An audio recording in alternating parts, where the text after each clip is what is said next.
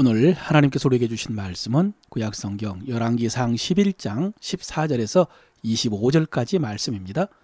여호와께서 에돔 사람 하닷을 일으켜 솔로몬의 대적이 되게 하시니 그는 왕의 자손으로서 에돔에 거하였더라. 전에 다윗이 에돔에 있을 때에 군대 지휘관 요압이 가서 죽임을 당한 자들을 장사하고 에돔의 남자들을 다 쳐서 죽였는데 요압은 에돔의 남자를 다 없애기까지 이스라엘 무리와 함께 6달 동안 그곳에 머물렀더라. 그때 하닷은 작은 아이라 그의 아버지 신하 중 에돔 사람 몇몇 사람과 함께 도망하여 애굽으로 가려 하여 미디안을 떠나 바란에 이르고 거기서 사람을 데리고 애굽으로 가서 애굽 왕 바로에게 나아가매 바로가 그에게 집과 먹을 양식을 주며 또 토지를 주었더라.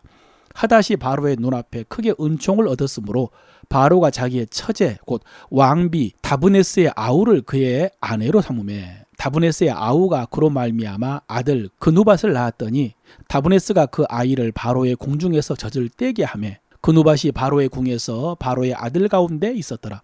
하닷이 애굽에 있어서 다윗이 그의 조상들과 함께 잔 것과 군대 지휘관 요압이 죽은 것을 듣고 바로에게 아뢰되 나를 보내어 내 고국으로 가게 하옵소서. 바로가 그에게 이르되 네가 나와 함께 있어 무슨 부족함이 있기에 내 고국으로 가기를 구하느냐. 대답하되 없나이다.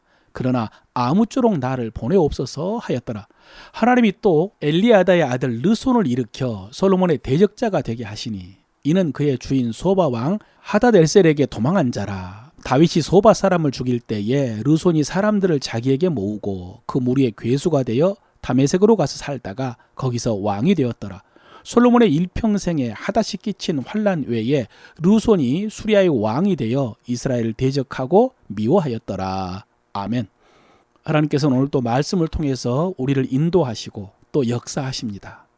오늘 설교를 듣는 동안 하나님의 음성을 듣고 하나님의 뜻을 깨닫고 그것을 고백하고 순종함으로 하나님의 뜻을 이루는 여러분 되시기를 바랍니다. 오늘 말씀은 솔로몬이 마음을 돌려 하나님을 떠났을 때 하나님께서 그를 어떻게 징계하셨는가에 관한 말씀입니다. 그것은 하나님께서 대적을 일으켜서 그를 괴롭게 하신 것입니다. 오늘 본문에 2명의 솔로몬 대적이 등장하는데 중요한 것은 그 대적들을 하나님께서 일으키셨다라고 증언한 것입니다. 14절에 여호와께서 에돔 사람 하닷을 일으켜 솔로몬의 대적이 되게 하시니 그랬고요. 23절에 하나님이 또 엘리아다의 아들 르손을 일으켜 솔로몬의 대적자가 되게 하시니 그랬습니다. 특별히 에돔 사람 하닷은 다윗 때에 에돔이 다윗 왕국의 속국이었는데 아마 거기서 반란이나 또 이스라엘 군인에 대한 암살이 있었던 것 같습니다. 그래서 요압 장군이 진압하러 가서 6개월을 머물면서 에돔의 남자들을 다 죽이려고 했습니다. 그것은 아마 에돔 전체 남자들을 다 죽이려고 했다기보다는 반란을 일으킨 한 성이나 그 지역에 대한 보복이었던 것 같습니다. 어쨌든 그 반란에 대한 분노는 컸던 것 같습니다. 그래서 요압이 6개월이나 머물면서 그 반란을 진압한 것입니다. 여러분, 이 사건이 이스라엘 입장에서 보면은 승리요, 잘한 일이라고 할 수 있지만은 에돔의 입장에서는 수모요, 비극이라고 할 수 있습니다. 그때에 에돔의 어린 왕자 하닷이 겨우 도망을 쳐서 애굽으로 피했습니다.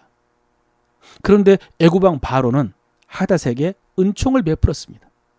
그래서 그를 정치적 망명으로 받아주었고 토지도 주었고 특별히 자기 처제와 결혼도 시켜주었습니다.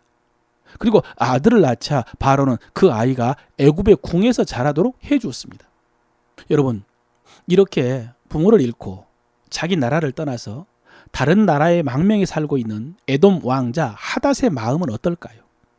애굽이라는 강대국에서 바로의 처남이 돼서 자식도 낳고 잘 먹고 잘 살고 있으니까 아무 생각 없이 행복하게 살았을까요? 아니었습니다. 하닷은 하루하루 원수 이스라엘에게 복수할 날만 꿈꾸었던 것 같습니다. 그러나 다윗이 워낙 강했기 때문에 그 꿈을 이루지를 못하다가 다윗이 죽었다는 소식을 듣고 또 요압도 죽었다는 소식을 듣고 바로에게 에돔으로 돌아가게 해달라고 요청을 했습니다. 그는 애굽에서 바로와 함께 사는 게 부족함이 없었지만은 그래도 곡으로 돌아가서 평생의 솔로몬의 대적이 된 것입니다. 물론 여러분, 솔로몬 왕국도 초기에는 다윗 왕국 못지않게 강했기 때문에 복수하는 것 쉽지 않았을 것입니다. 그러나 에닷은 끊임없이 솔로몬을 괴롭혔다고 했습니다. 그래서 솔로몬은 평생 에닷으로 인해서 고통을 당했습니다. 또 르손이라는 대적이 있었는데 역시 다윗이 소바라는 나라를 쳤을 때에 무리와 함께 다메섹으로 도망가서 거기서 왕이 돼가지고 마찬가지로 솔로몬 때에 평생 이스라엘을 대적하며 미워했습니다. 여러분, 사실 성경에는 이들과 관련된 사건이 자세히 기록되지는 않았습니다. 그러나 솔로몬이 하나님을 떠나 우상을 숭배하고 이에 대해서 하나님께서 심판하신다는 말씀 이후에 기록된 이 대적들에 대한 말씀은 결국 이들이 솔로몬의 죄악에 대한 하나님의 심판의 도구라는 사실을 우리에게 가르쳐 줍니다. 하나님께서 전에 다윗과 언약을 맺으실 때에 아들 솔로몬이 성전을 짓고 순종하면 형통하겠지만은 만약에 그가 범죄하면 내가 사람의 매와 인생 책찍으로 징계할 것이다 라고 말씀하셨거든요. 사람의 매와 인생 책찍으로 징계할 것이다. 그런데 이 대적들이 일어나서 사람의 매와 인생의 책찍이 되어서 솔로몬을 괴롭게 한 것입니다. 그래서 여러분, 오늘 말씀의 교훈은 단순합니다. 우리의 삶 속에서 모든 문제와 고통이, 갈등이 우리 죄악의 결과는 아닙니다. 그러나 아마 많은 문제와 고통이 우리 죄에 대한 하나님의 징계일 수 있습니다. 그럴 가능성이 많습니다.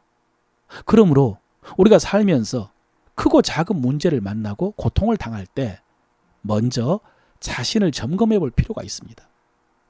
사람과의 문제가 아니라 하나님과의 문제일 수가 있습니다.